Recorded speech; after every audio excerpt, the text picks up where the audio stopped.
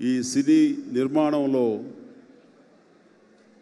చాలా చక్కగా వారి వారి బాధ్యత నిర్వర్తిస్తుంటారు. ఒకరు కథని ఎన్నుకోవడంలోనూ, డైరెక్టర్కి కానివ్వండి, యూనిట్లో కావాల్సిన వాళ్ళందరికీ అన్ని రకాల సదుపాయాలు అందజేయడంలోనూ ఒకళ్ళు నిష్ణాతులైతే, మరొకరు కాస్టింగ్లోనూ, అలాగే టెక్నీషియన్స్ సెలక్షన్లోనూ, ఆర్గనైజ్ చేయడంలోనూ, నిర్వహణ బాధ్యతలు చాలా చక్కగా సమర్థవంతంగా నిర్వహిస్తూ వాళ్ళిద్దరి కాంబినేషన్ అన్నది ఫస్ట్ సక్సెస్గా నేను భావిస్తాను.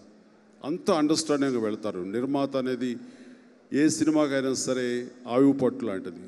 ఆ నిర్మాణ బాధ్యతలు చక్కగా నిర్వర్తిస్తూ సినిమాల తర్వాత సినిమాలు సక్సెస్ఫుల్గా తీస్తున్నటువంటి వారిద్దరికీ ఈ మిస్టర్ కూడా వాళ్ళు పెద్ద హిట్ చేస్తారు, ఈ యొక్క విజయం వాళ్ళు అందుకుంటారని ఆశాభావంతో వారికి ముందుగా నా శుభాభినందనలు తెలియజేస్తున్నాను.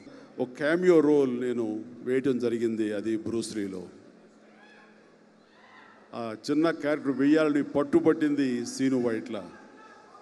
నిజం చెప్పాలంటే రీఎంట్రీ చాలా కాలం తర్వాత నాకు ఖైదీ నెంబర్ 150 అని అంటారు, కానీ దానికి ముందుగా మచ్చుతునగ్గా నాకు బ్రూస్లీలో ఆ లాస్ట్లో ఆ గెస్ట్ రోల్ ఇచ్చి నన్ను నేను తెర మీద చూసుకుని పర్వాలేదు మనం చేయొచ్చు సినిమా అంటే ఒక భరోసా కలిగించిన వ్యక్తి సీను వైట్ల. దానికి ఆయనకి నేను సభాముఖంగా ధన్యవాదాలు తెలియజేస్తున్నాను.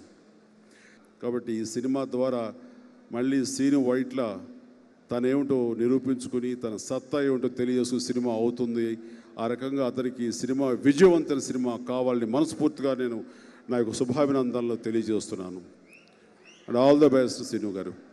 ఈ చిత్రంలో పనిచేసిన ప్రతి ఒక్కరికి, ప్రతి యూనిట్ సభ్యులందరికీ, టెక్నీషియన్స్కి పేరు పేరున హృదయపూర్వక అడ్వాన్స్ విషెస్ తెలియజేస్తున్నాను.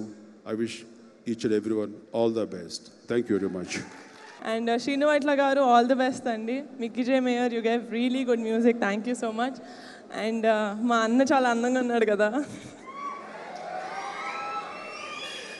నాకు తెలిసి ఇప్పటి వరకు మా అన్న చేసిన మూవీస్లో ఇది నా ఫేవరెట్ లుక్.